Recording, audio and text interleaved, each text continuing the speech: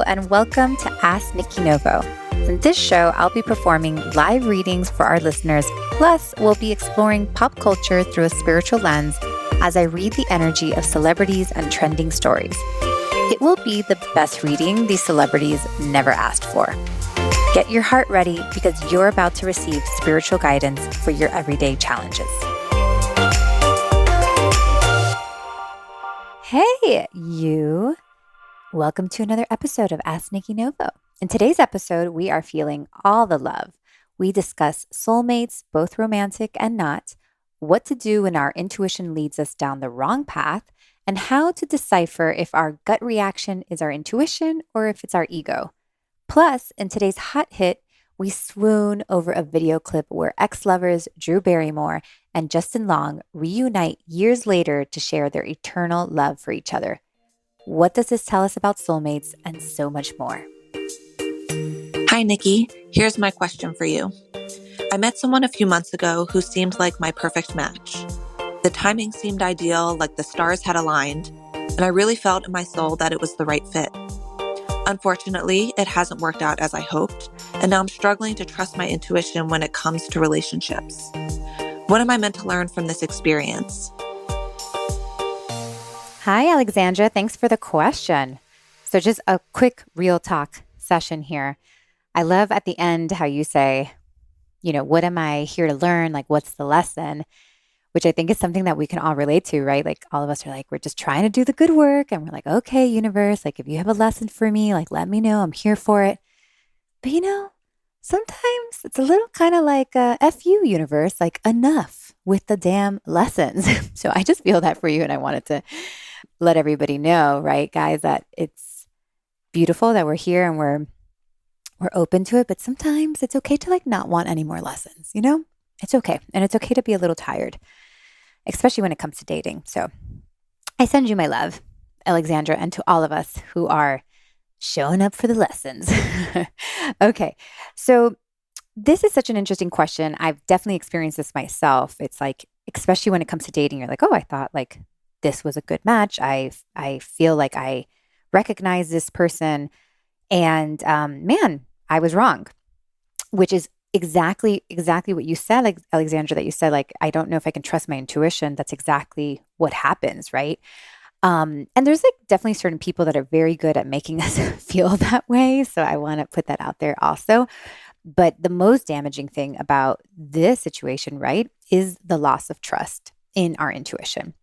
And that's really what we want to repair here. And that's what we want to talk about. So the first thing I was getting, Alexandra, was that you are correct that like almost your intuition was working with you here. Actually, like I feel a very strong presence with you. Like I feel very much like divine guidance with you that is supporting you on this process to find love. It does seem like, I don't want to say like it's a goal, but it's something that you are going to accomplish and you are being supported in this, for lack of a better word, goal.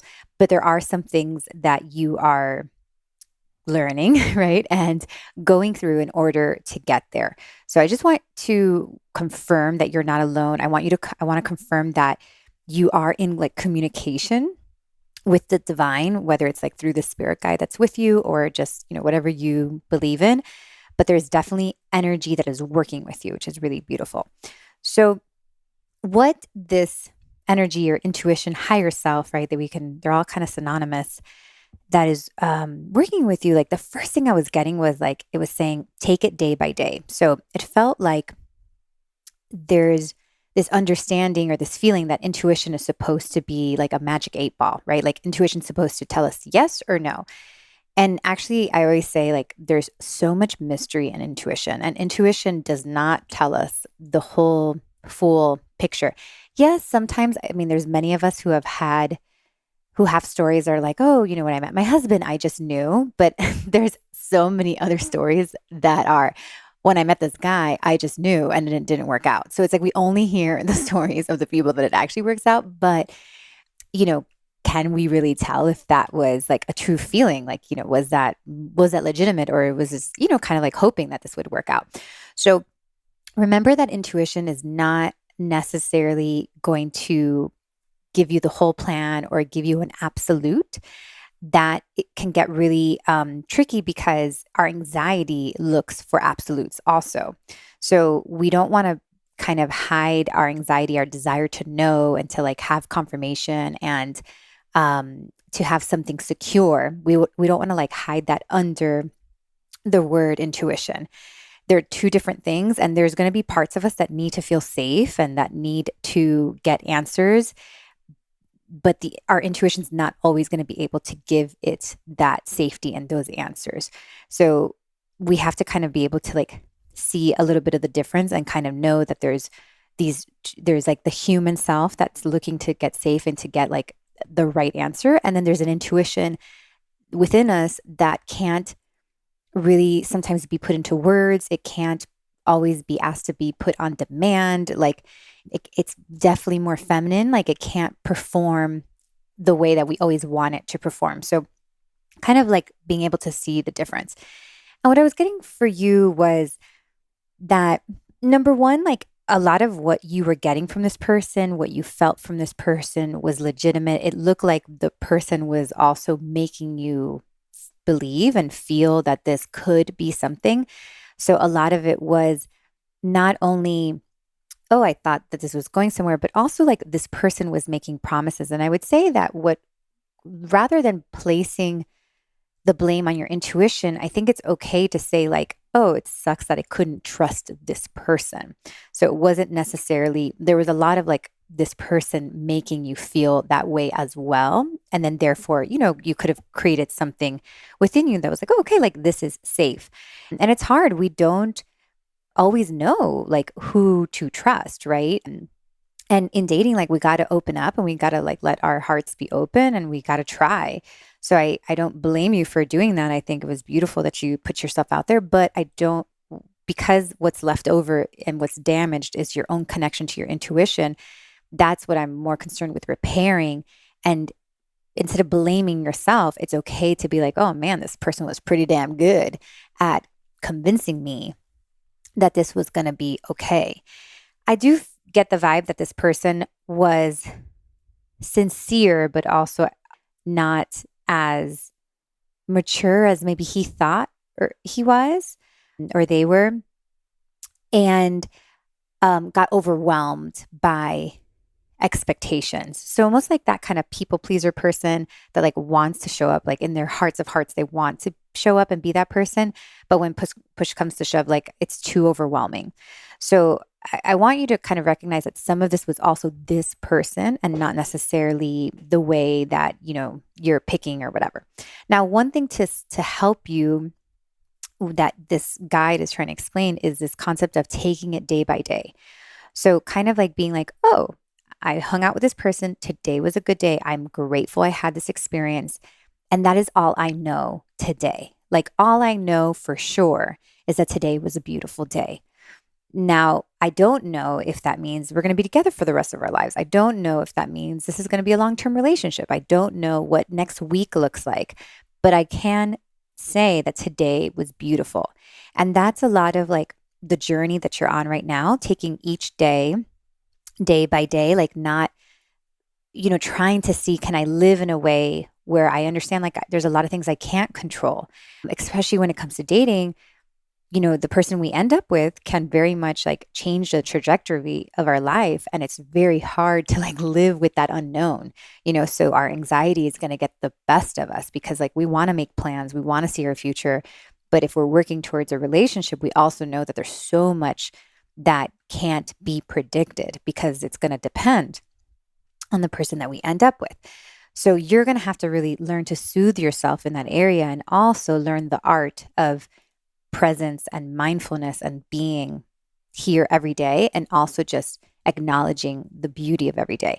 So my feeling was that if you would have kind of like not gotten too ahead of yourself and been a little bit like, okay, like today was a good day, that you would have recognized that it wasn't your intuition that got it wrong and that you would have seen more of it in the person, like less blaming yourself and more realizing that it was like this person, not that this person's bad, but like a good like charmer, but like also not being able to stick it through.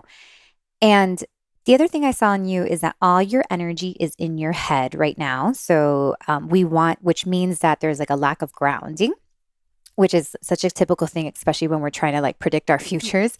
So a good practice for you would be the practice of grounding every day. So you can do a simple like imagining your energy going from the top of your head down your neck and your shoulders and your chest and your legs and your feet. Imagining your feet becoming roots, like roots of a tree, rooting into the earth, and your energy is back in your body. So, really feeling like that energy throughout the whole body so that you can be in contact with your toes and your fingers and remembering that you're in a body because it looks like a lot of your energy is existing over the head.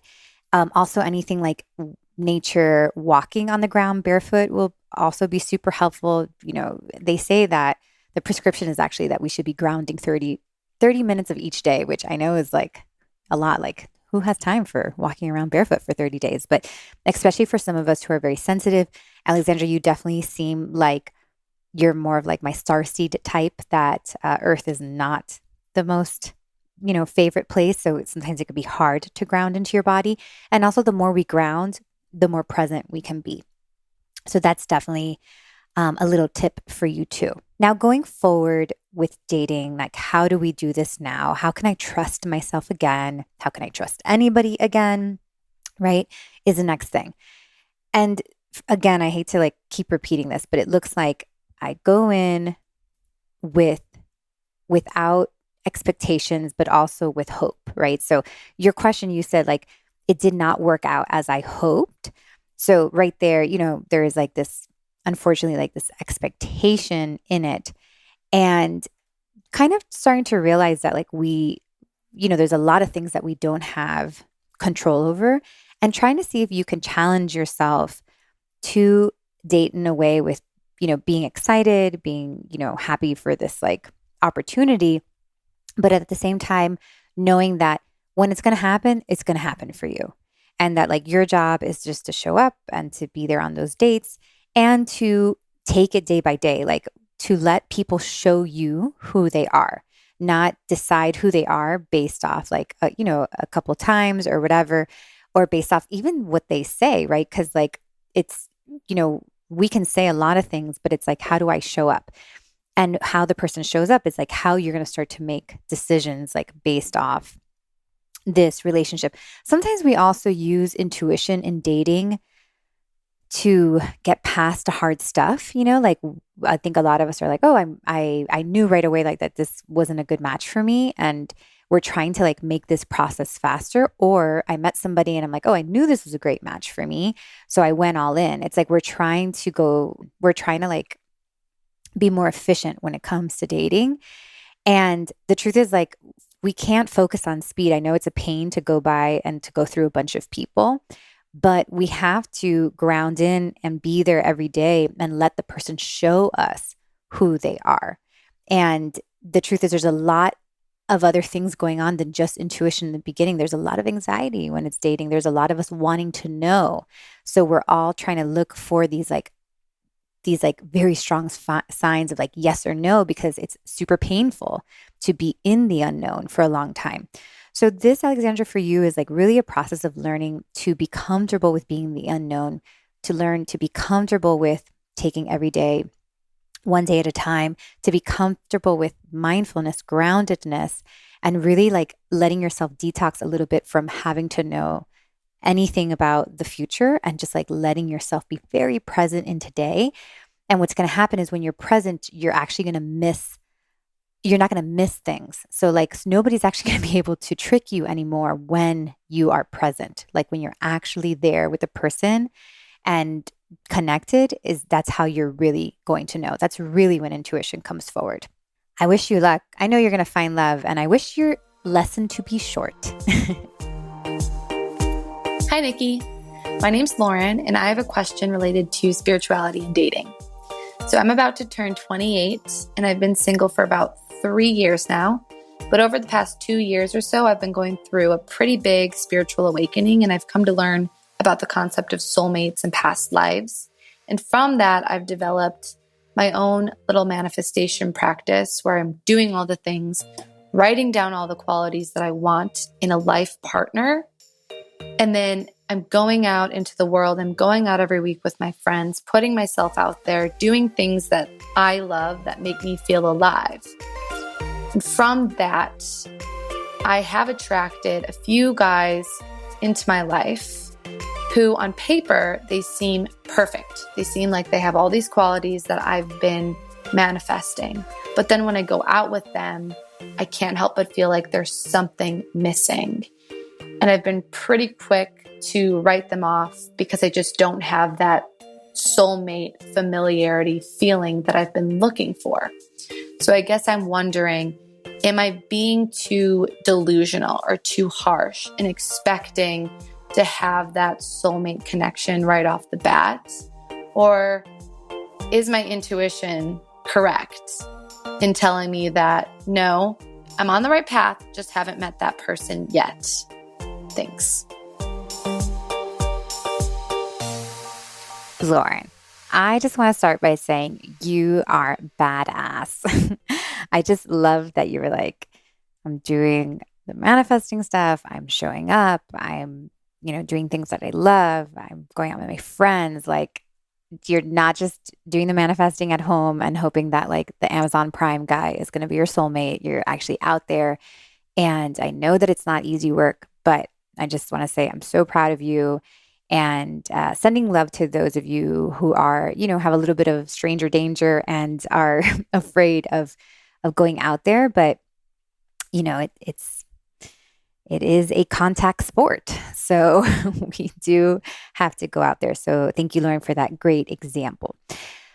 I love this question. And I think this is really a good opportunity to talk about the concept of soulmates. It's something I've forever been obsessed with. And because I've done so many readings, it's been really fun to like see how we do this thing called soulmates.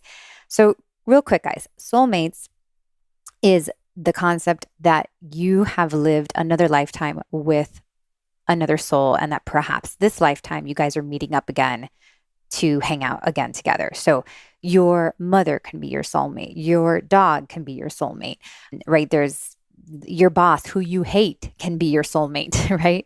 There's many different soulmates. And then of course, then there's this like category of romantic soulmates. And some of you, I think even the question that we just answered before with like Alexandra, that sometimes we meet people and we like recognize them right away, and we don't know what that is often like, oh, I know this person. Like we've been connected before. And the tricky thing about soulmates is that when we in dating, in romantic relationships, when we meet a soulmate, sometimes we think like, oh man, I'm going to be with this person forever because we recognize them so much. And just remember that soulmates are like classmates. So they are going to come into our lives to support us in the evolution that our soul has set out for ourselves. So like they know our soul's contract because we all made our soul contracts together. So imagine your classmates like, hey, like when you're 29, I'm going to meet you and I'm like, we're going to have this crazy love affair and then I'm really going to fuck you up.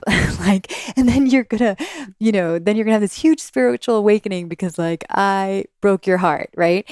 And then I'll never see you again. And that very much can be like the purpose of a soulmate. So we have to remember that soulmates by no means do they mean that we're meant to be together forever, and also that just understand that they're here on a mission with us to work together with us. So we don't always know the plan. So that's one way. But then here, what Lauren is talking about, it seems like she's like, okay, well, I'm looking for that soulmate. Like I'm looking for that soulmate connection, and I feel like it's not happening. So now the other thing about soulmates is that not all soulmates are created equally, meaning that you can have a relationship with somebody that you're like, I recognize this person. We've done this before. It's super passionate. Doesn't work out. And then, got to go back out there, date somebody else, meet somebody else. Feel like I like this guy, good person, but I don't remember him the way that I remembered the last one. And what can happen is that the last one could be a soulmate that you've been romantic with before, like that has been your husband before, or even let's say has been your child before, and there's like this certain kind of love that exists. And then you meet another soulmate that like you've never been romantic before with. So it's like, I know this person, but I don't feel like an instant intimacy the way that I felt with the other person. And that it could be because like the second person is a soulmate, but maybe you guys were cousins. I don't know. Or maybe you were brother and sister and it was totally, platonic. So it's a different kind of feeling. So funny enough that you asked this question, Lauren, because when I met my husband, Benny, I was 27. Yes, we got married at 29. And I was 29. He's older than me, guys. I will always remind, he is almost 6 years older than me. So I would always tell him that.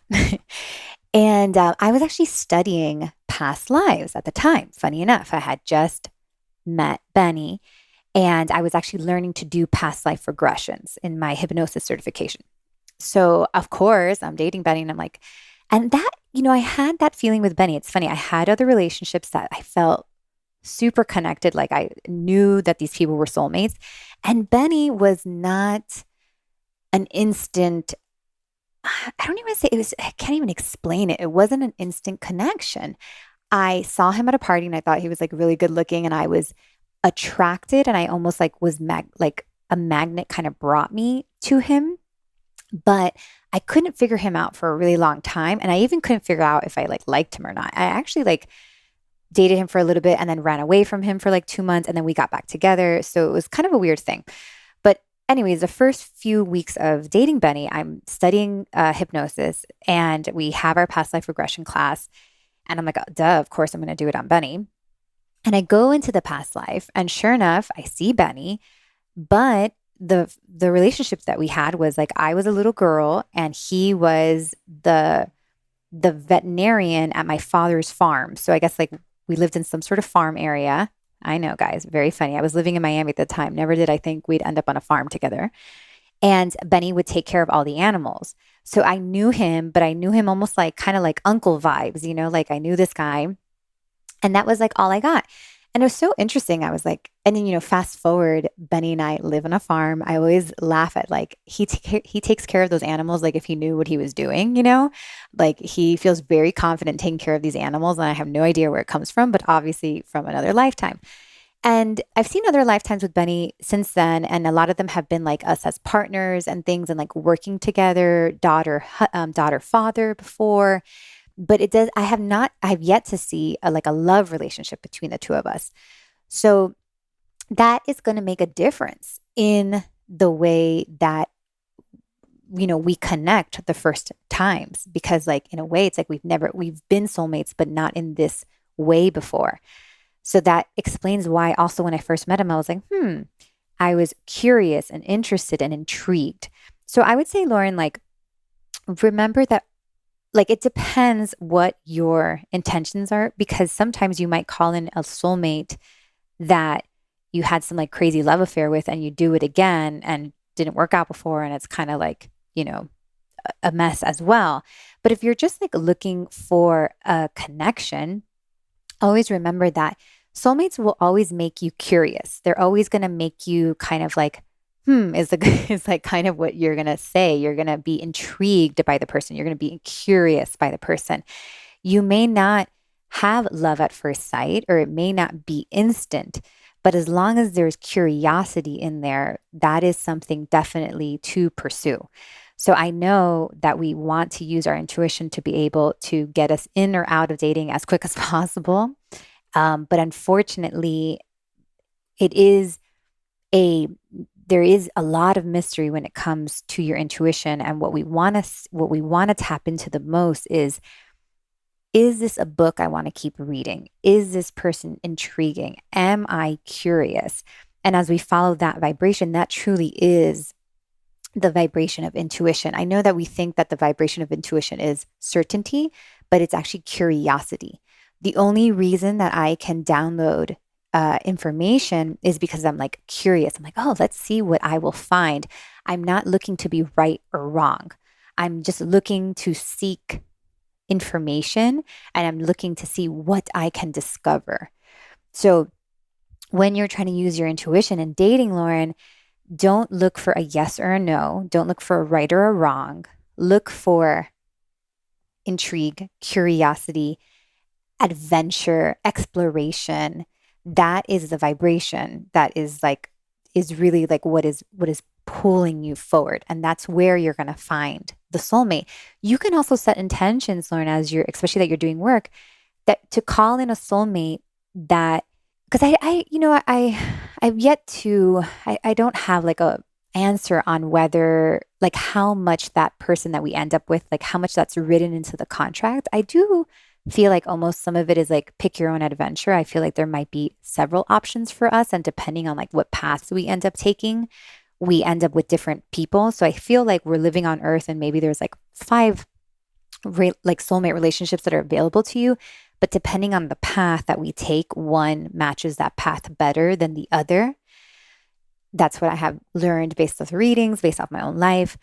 So I would say that if you want to set an intention for the kind of soulmate that you want as well, like I know there's many, and not to just say like I'm looking for any soulmate, but I'm looking for a soulmate that like we're going to be partners, that maybe we don't have like too much like past life work to work around, that like we can maybe pick up where we left off and be a little bit more like intentional to the kind of like medicine you're going to get from a soulmate.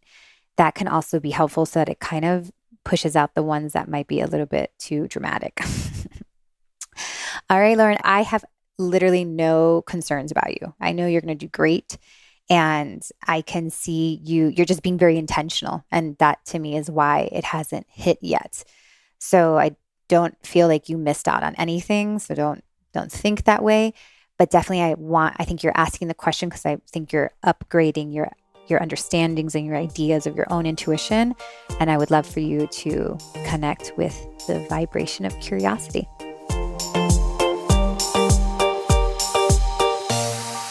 Who's ready for a hot hit?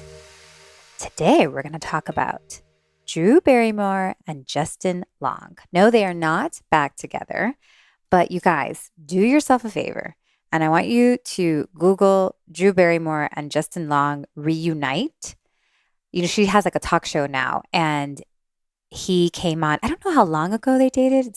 I think this is something like 20 years. I have no idea if that's true. But anyways, he comes on her show and like they hadn't seen each other for years. They had been texting and stuff like that. And it was like the most beautiful reuniting moment. And it was just like really cute. So I was crying. So do yourself a favor and watch it.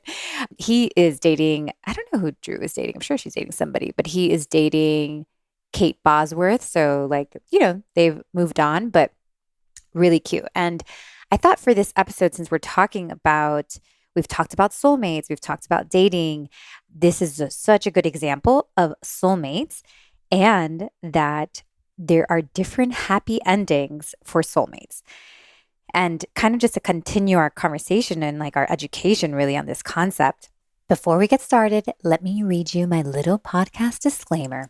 I have no personal connection to Drew Barrymore or Justin Long, so please take what I say during this podcast as strictly my opinion in what came through to me as an intuitive download and not basis in fact from what I have learned from Drew Barrymore or Justin Long or anyone with firsthand knowledge of Drew Barrymore or Justin Long. This reading and the information I'm sharing is for entertainment purposes only.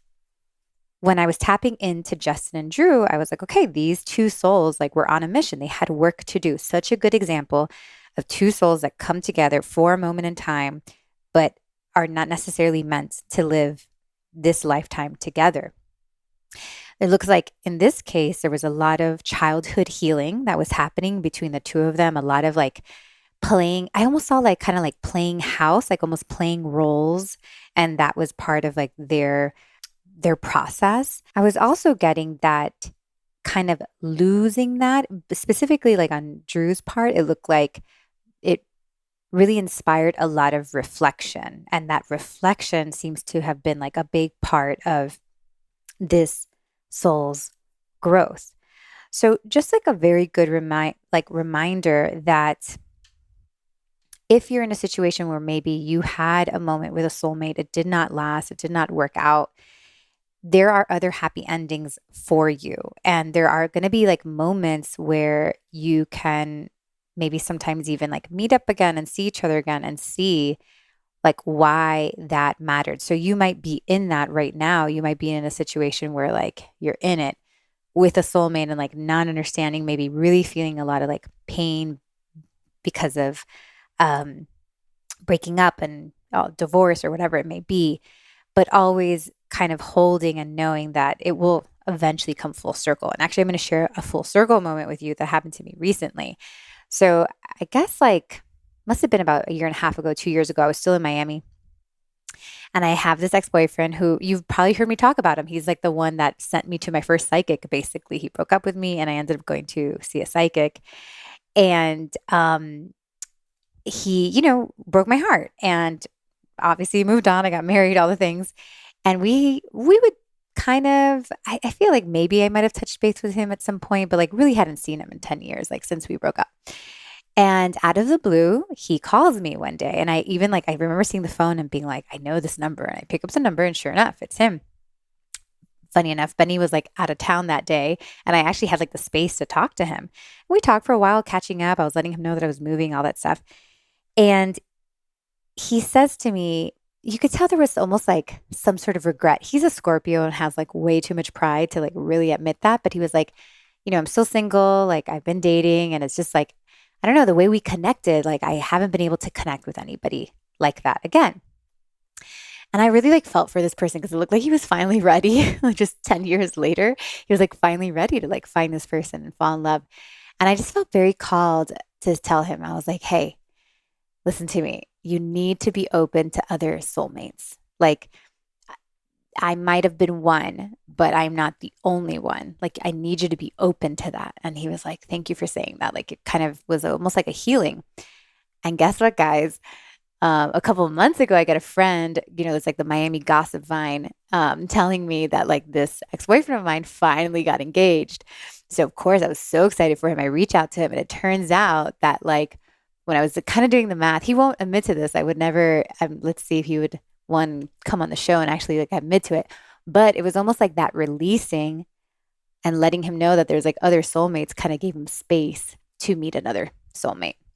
So that is also another message we have today that like sometimes we have to be open to the idea that there's several soulmates, that there's several paths, that soulmates serve certain purposes, and like who are we to decide what purpose it serves. And I feel like if you watch that in that video of Justin and Drew, like you will see like so much beauty and healing just from being in that relationship. And then, of course, being able to meet up again. Another big message I was getting from Drew and Justin's interaction, and also kind of like why we're even here to talk about it, was self-forgiveness. It seemed like a big component of both of their journeys, specifically Drew's. Self-forgiveness was necessary and needed to be able to like get to where they are. So, really giving ourselves like a moment to think about our own self-forgiveness. Like, can we forgive ourselves for maybe times that we didn't know any better? Can we realize that like good people do bad things sometimes, like if we hurt people or we made a mistake or we let somebody get away, like that does not mean we are like stuck with being punished or something for the rest of life. The only punishment would be us punishing ourselves. So to be able to get on the other side, to be able to see like the full story and the full meaning also of some of these soulmates, is to go through self-forgiveness. Like, can I give myself a clean slate every day on anything that I have done in the past? Like, can I realize that like I am innately good, and see the moments where I consider myself bad, or even see the moments where like I put too much pressure on myself to either be bad or good. So really like a moment of clearing that slate. Like Drew really shows that when you see the video. I was like, oh, this is a story of self-forgiveness and being able to get on the other side. Like almost sometimes you might want forgiveness from the other person, but like the most important forgiveness is the self-forgiveness. So that's what I got for you. Love to hear your thoughts and maybe hear your own stories about soulmates and soulmates that maybe didn't end up in the way that we wanted it to end up, but still seeing the beautiful, happy endings that come at some point, and sometimes takes 10 years to see those happy endings. All right, guys, thank you so much for being here. I love you always. I leave you with this blessing, a sacred song written and performed by my dear friend, Lindsay Simsick. This is Clarity.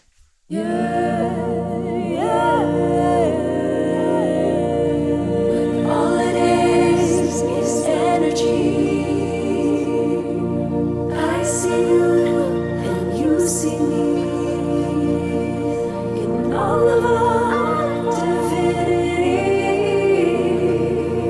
Here it is, the clarity, the clarity, the clarity, the clarity.